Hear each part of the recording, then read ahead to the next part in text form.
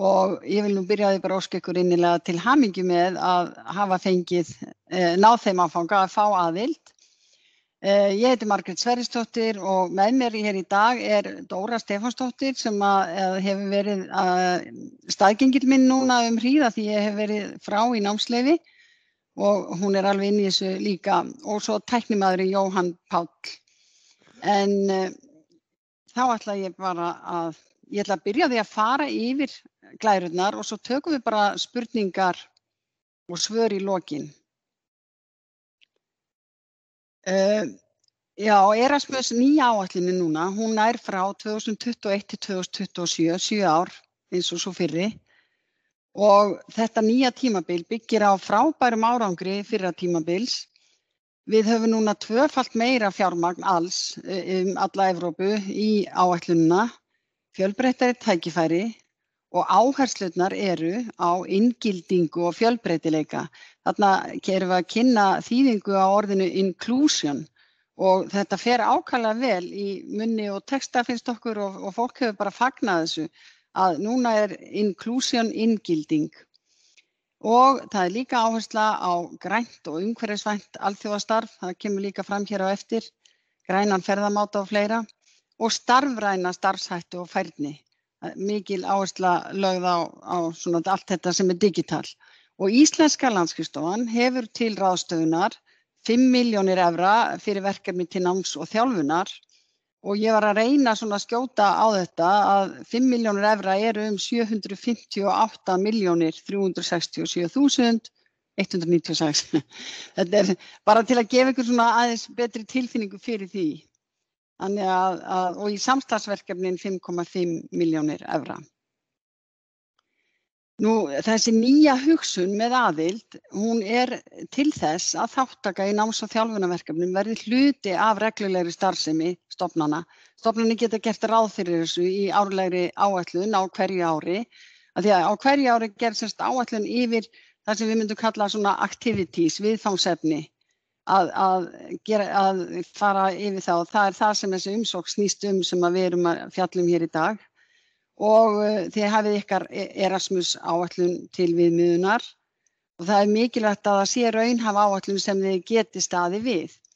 Svo alltaf líka metið hvort að markmið ykkar Erasmus áætlunar hafi náðst og hvort ykkur hafi tekist að fylgja quality standards eða gæða viðmiðum sem að þið sáuð í umsókninni þegar þið voruð að sækja aðildina og að árangur og nýting fjármagns það getur haft áhrif á úthlutun á næsta ári. En þessir tveir liðir eru stjörnumerktir hérna hjá mér vegna þess að þetta verður ekki gert eftir fyrsta, eða sko núna, vegna þess að það litið svo á að allir séu nýir, allir að byrja og þá ekki verið að horfa til nýtingar á einhverjum verkefnum sem þið hafi verið með undanfarin ár. Nú tækifæri starfsfólks í fullorðinsfræðslu og ég vil bara minna á það að starfsfólk mjög vítt hugtak vegna þess að það ekki bara kennarar og leiðbeinendur, það líka allt annað starfsfólk fullorðinsfræðslu stofnana sem þó kemur beint að fullorðinsfræðslu með einhverjum hætti, en það geta verið stjórnendur, það geta verið námsráðgjafar, það geta verið stefnumótandi aðilar sem að tengja stofnuninni beint. Þannig að muni það að hugtakið starfsfólk töluvert vítt. Starfsspeglun hefur raun og veru verið einna vinsælast í fullorðinsfræðslu og þá farið í svona, job shadowing, við þekkjum það líka þannig, til að kynna sér starfshætti annara og dvalarlengd frá 2 upp í 60 daga og ég get alveg sagt að hingað til hafa þetta verið mjög stuttarferðir, það virðist hafa hentað fullorðinsfræðslunni ákaflega vel að það fari leiðbeinendur eða kennarar og dvelji úti í svona job shadowing kannski allt að viku. Það hefur ekki verið mikið lengra en það. En það má vera töluvert lengra eins og þið sjáið. Gestakennsla í skólum, stofnunum og fyrirtækjum í öðru landi annar möguleiki og það heitir Teaching and Training Assignments inn í umsókninni og það gríðarleg breidd í þeim verkefnum. Það hægt að vera frá 2 upp í 365 daga, sem sagt allt árið. Og síðan eru fagtengd námskeið og þjálfun, courses and training, og þá reikna með því að sé verið að velja fagleg námskeið sem að einmitt styðja við ykkar áætlun. Þau geta verið frá 2 dögum upp í 30 daga, mjög algeng lengd á námskeiðum hefur verið vika, jafnvel 10 dagar.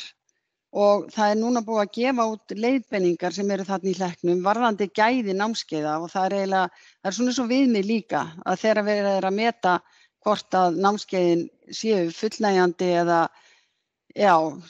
fullnægi svona uppfylli gæðastaðla, þá það er svona leiðbeiningar sem þið getið haft til viðmiðunar. Og ég bara minna á að það eru sem sagt fellilistar inn í umsókninni activity type, hvað af þessu þið ætlið að velja. Og í öllum þessum tækifærum þá gríðarlega mikil áhersla í nýrri áætlun á blandað nám, að það sé hægt að vera í jafnvel á námskeiðum og þau eru að hluta til, segjum að það væri að farið út í viku til að vera á námskeiði, svo væri jafnvel eitthvað framhald sem væri stafrænt. Og þetta sama og í öðrum verkefnum í Erasmus Plus núna að fundir og annað slíkt sem sagt blandað, bæði rafrænt og svo svona face to face eins og við köllum það stundum. Það eru fleiri tækifæri núna með nýrri áætlun, undirbúningsheimsóknir, þær voru áður til í áætlunum og þóttu afskaplega gagnlegar. En þessar undirbúningsheimsóknir eru hugsaðar þannig að það sé hægt að skipuleggja ferðir nemenda og starfsfólks með það markmiði þá að auka gæði lengri dvalar. Það er verið að fara kannski með þátttakendur sem að hafa svona minni möguleika á þáttöku í áætluninni og þetta eru stuttar heimsóknir bara til þess að vita hvernig allt hvernig verður aðbúnaðurinn, það er verið að undirbúa dagskrána og fleira. Og ég segi þarna bara stuttar heimsóknir af því að það yfirleitt, það þarf auðvitað að rökstyðja en yfirleitt væri eðlilegt að miða við að fara aldrei fleiri en 3, að það færi bara 2 jafnvel til þess að vinna að undirbúningi heimsóknar. Og við skoðum þetta aðeins betur á eftir með tækifærunum fyrir nemendur. Nú móttaka sérfræðinga, þetta invited experts, það mjög spennandi að nú getið þið fengið sérfræðinga frá stofnunum erlendis og það til að styðja við ykkar stofnun með ákveðinni sérþekkingu og þetta svona hugsað sem gagnkvæmt samstarf og þá geti sérfræðingur komið og verið í 2 til 60 daga. Það mjög spennandi að hugsa hvort að þetta gæti verið eitthvað nýtt til að prófa sem að stofnanirnar ykkar hefur mikið gagn af. Og svo það móttaka nema í kennara og leiðbeinendanámi frá stofnunum annarra landa og það fengi móttökustofnun bara umsýslustyrk en þeir sem að senda fólki fá styrk fyrir ferðum og uppihaldi. En það sem eiginlega mest spennandi og var reyndar óvænt í nýju áætlunni, það var vegna þess að Evrópuþingið eiginlega greip inn í og vildi alveg absolutt að nemar í fullorðinsfræðslu fengju tækifæri til þáttöku og það hefur alltaf verið í fullorðinsfræðslunni eins og við viti bara starfsfólkið sem hefur getað farið í sína starfsfróun og námskeið og annað. En nú þessu beint til stofnana að gefa nemum tækifæri og þetta sérstaklega hugsað fyrir nemendur að taka þátt í faglegum eða einstaklingsbundnum námskeiðum með áherslu á stafrænt nám og nemendur mega taka þátt strax á þessu ári, jafnvel þó að þið hafið, bara ef þið eru með samþykkt aðild, jafnvel þó að þið hafið ekki gert ráð fyrir því að senda nemendur í ykkar áætlun. Þá þetta alveg opið, þið getið það og þarna að ræða sem sagt hópferðir nema í fullorðinsfræðslu og það inn í valmöguleika Group Mobility of Adult Learners. Það hægt að sækja að senda nemendur í 2 til 30 daga. Það líka einstaklingsferðir nema í fullorðinsfræðslu. En fókushópurinn algjörlega skýr að það verði að vera nemendur í öllum þessum nemandtækifærum verði að vera að ræða nemendur sem að hafa færri tækifæri til þáttöku, sérstaklega litla formlega menntun og það gerð krafa það að nemendur verða að hafa fylgdarmann eða leiðbeinanda allan tíman. Þannig að þetta ekkert, það engu sleppt lausu alveg þarna, það gert ráð fyrir því að þetta eigi að styðja við þá sem að standa svona fremur höllum fæti menntalega séð og þá fá þeir auðvitað miklu meira út úr því ef að það leiðbeinandi með, eða jafnvel fleiri en einn leiðbeinandi. Og þá ætla ég að sýna ykkur að einmitt hverjir eiga möguleika á, eða rétt á auknum stuðningi, því að við þetta inngildingin eða inclusion, það hefur svolítið svona í fyrri áætlunum var svolítið mikið verið kannski bara að horfa á fatlaða eða allavega umræðan fór stundum þangað, en núna þetta miklu breiðari skilgreining og inn á heimasíðunni á þessum hlekk sem þarna uppi til vinstri, þið getið skoðað þetta þar og ef þið veljið plúsinn þá fáið þið nánari útlistun. En það þannig ef að þið sem stofnun getið rökstutt og skilgreint að þið séuð með einhverja nema sem eru með skerðingar, það geta verið veikindi, hindranir tengda menntakerfinu, menningarmunur, félagslegar hindranir, efnahagslegar hindranir, hindranir vegna mismununar og svo landfræðilegar hindranir. Það nánari skýringar við hvert einasta atriði og þá það þannig að það stofnunin sem ætlar að senda nemendur sem að myndi skilgreina og færa rök fyrir því af hverju þau telja að nemendur falli í þennan hópin eða hinn. Og það geta verið ólíkar skerðingar, þið gætu mögulega verið að fara með hóp þar sem að væru margs konar skerðingar í hópnum.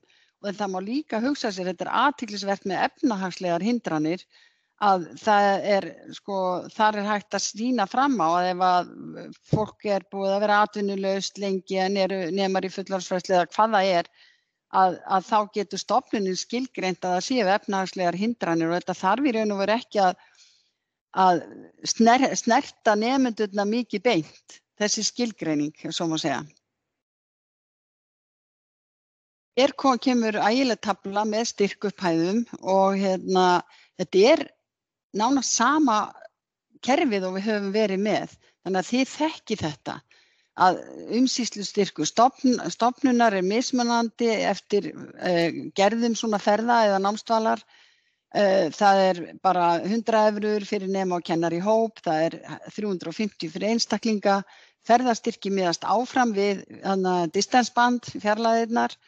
Það veittir aðeins hærri styrkir ef að ferðir eru umhverfisvænar, ef það green travel. Svo styrkur vegna sérstaklega kostnaðarsamra ferða. Það það viðbótarstyrkur sem veittur vegna ferða frá afskekktum svæðum og hægt að fá að hámarki 80% af raunkostnaði. Og ef að það væri valið, þá ekki samt hægt að vera með ferðastyrk líka eins og distansband og öðru. Þetta svona eins og afbrigðilega kostnaðarsamar ferðir. En uppihaldstyrkir miða við bara dvalartímann sem og svo alltaf að hámarki 2 ferðadagar í hverja ferð, eða þannig hvorum megin við dvölina. Og grænferðastyrkur reyndar undantekning vegna þess að þá geta ferðadagar verið 4. Og við getum kannski tekið ímyndað dæmi ef að einhverjir væri að fara frá Neskaupstað og myndu spara flug en taka rafmagnsbíl 4 saman, þá væri gefinn kostur á að þeir væri örlítið lengri eða þau væri lengur á leiðinni. Þetta bara svona ímyndað dæmi. Námskeiðsgjöld voru áður 70 evrur, nú það 80 evrur á mann á dag. En þá aldrei meira en 800 evrur. Það skýrir kannski líka að námskeiðin eru yfirleitt aldrei lengur en 10 dagar. Stuðningur vegna inngildingar, vegna undirbúnings og skipulagningar dvalarfólks sem hefur svona minni möguleika til þátttöku, að þar styrkur vegna raunverulegs viðbótarkostnaður 100% raunkostnaðar. Og það hægt að sækja þennan viðbótarstyrk eftir að verkefni hefjast. Þið sjáið bara áherslan á inngildingu og virka þátttöku fólks með minni möguleika gríðarlega rík. Það 100% raunkostnaðar og svo framvegis og leiðbeinendur og fylgdarmenn. Og undirbúningsheimsóknir þá það bara styrkur vegna ferð og uppihald sem 575 evrur á þáttakanda og ég sagði einmitt hámarksfjöldi þáttakandi hverri ferð eru 3 og við metum það hvort það þörf fyrir 3, hvort að 2 myndu nægja. Síðan það stuðningur vegna tungumálaundirbúnings, það bara þar sem það á við að þá OLS tungumálakerfi fyrir þau tungumál sem í boði. Þetta ekki mjög algengt þetta sé nýtt vegna þess að það bara yfirleitt þannig að enskan dugar fólki í það sem það að fara, en ef ekki þá þessi styrkur fyrir hendi.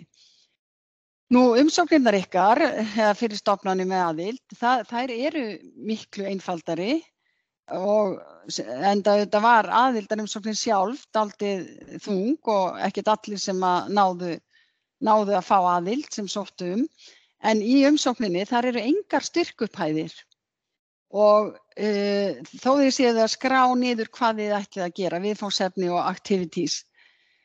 Umsóknirnar taka auðvitað mið af þessari áætlun ykkar stofnunar sem að Erasmus áætluninni sem var samþykkt í umsóknum aðild og síðan bara svo áætlun sem þið gerið tegundir og fjölda ferða. Þið veljið úr þessum menjúum sem ég búin að vera eða þessum valkostum. Samstarfsaðilar eru heldur ekki skráðir í umsókn og ég ætlaði nú ekki að fara mjög nákvæmlega í þetta en úthlutunin af hálfu landsskrifstofunnar, hún byggir á þeirri heildarupphæð sem við höfum auðvitað í fullorðinsfræðslu hlutanum, það púlían eða potturinn og síðan bara umsókn og áætlun hverrar stofnunar. Við erum með grunnstyrk og hámarksstyrk, við erum með svona viðmiðun að reyna að láta ekkert verkefni fara undir ákveðin grunnstyrk en svo líka hámarksstyrkur ef kynni að það kæmi einhver gríðarlega fjárfrek umsókn frá stórum samtökum, þá má hugsa það sem svona þak til að tryggja að sú stofnun taki ekki allt til sín. Og svo það líka þetta sem ég verið að vara aðeins fór yfir áðan að úthlutunin að byggja á fyrri árangri hvernig hafi gengið að framkvæma verkefni og annað það gildir ekki 2021. Og gildistími allra verkefna 15 mánuðir. Þau hefjast í september og síðan eftir nákvæmlega 1 ár þá verður ykkur öllum boðin framlenging að hámarki upp í 24 mánuði eða 2 ár. Þannig að 15 mánuða verkefni og möguleiki á framlengingu eftir 1 ár.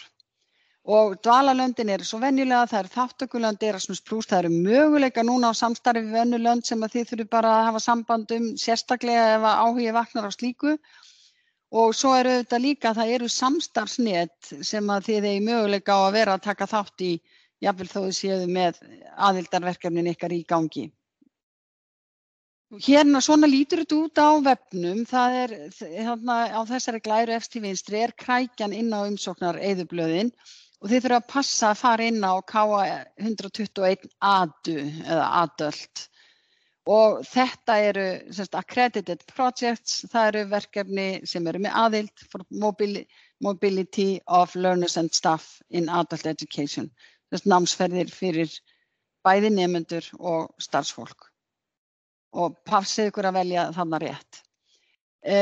Þá umsóknareyðublaðið sjálft. Það skiptist í þessa 4 þætti að fyrst accreditation eða aðildin og þegar þið sláið inn OID-númerið ykkar þá birtist aðildarnúmerið og detta inn sjálfvirkar upplýsingar og þessir 15 mánuðir sem alltaf og loka dagsetning verkefnisins 30. nóvember 2022 birtist og hún föst, hún óbreytanleg á þessu stigi, svo getum við framlengt. Og svo participating organizations, þarna birtast bara sjálfkrafa upplýsingar ykkar stofnun og það þarf ekki að skrá samstarfs- eða móttöku aðila. Erasmus-planið, það birtist líka sjálfkrafa þau markmið sem að þið skráðu sjálf, sem sagt listi markmiða og áætlaða fjöldi þáttakenda sem þið skráðuð í umsóknina aðild. Og það ekki nauðsynlegt að fylgja nákvæmlega þeim fjölda sem skráðu var þó að sé mjög gott að hafa hann til hliðsjónar. Þetta mjög svona sveigjanlegt. Og activities eða viðfangsefni, þar skráið eftir fellilistunum sem þessi atriði sem ég er búin að vera að sýna ykkur, veljið sem sagt tegundir ferða, námsferða eða activity type, þá þið að velja námskeiðin eða job shadowing eða hvað og dvalarlengd bara meðaltal og það mjög gott.